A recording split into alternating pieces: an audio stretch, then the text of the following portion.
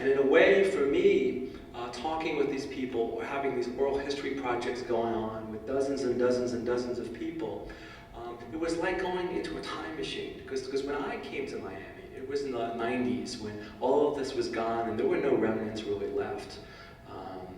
But the importance of the film here was to take you on this time machine with me, to go back, to see what that world was, why it's important to remember, and how can we plant the seeds today to harvest the cultural legacies for the future. How can we pass this on to our children?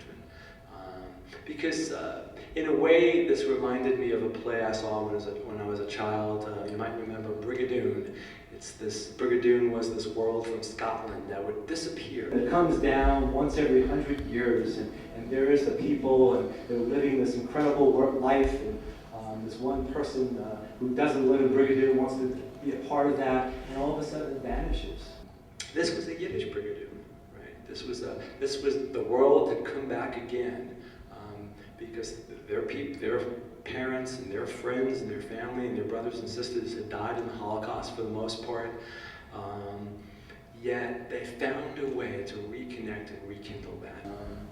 And I hope through the film that Brigadoon comes back to land somehow, and somewhere in a different shape, in a different way. And we start planting the seeds on cultural continuance. Thank you very much for what you did. I almost lost it at the beginning. My father owned Wolfies.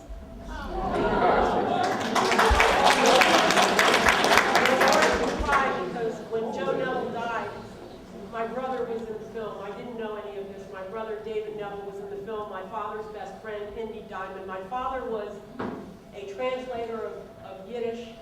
He worked with Isaac Bashevis Singer, who ate in our house many, many Shabbats.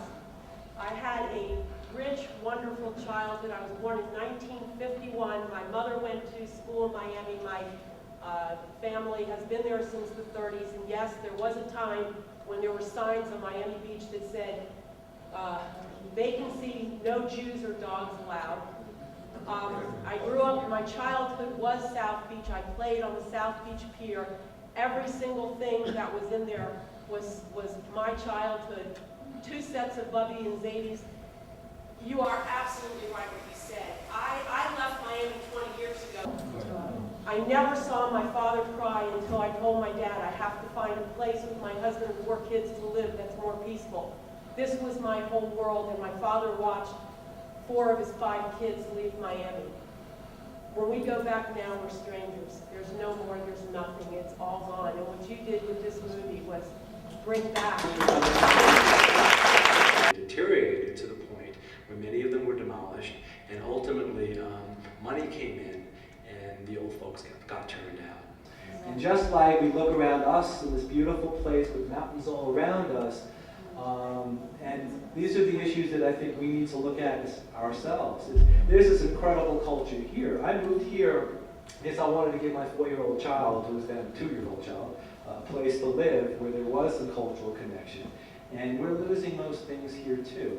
And certainly I urge folks to look at how we can preserve and maintain and foster mountain music, and the Appalachian lifestyle is disappearing as property values squeeze the natives out, and that's certainly something we need to look at. And I wanted to sort of universalize the issues of Yiddish land in Miami Beach, because everyone is facing that. I think Miami Beach is the most extreme place where you have a Yiddish theater that's now a topless bar. Usually there's somewhere in between, but we're all facing those kinds of things.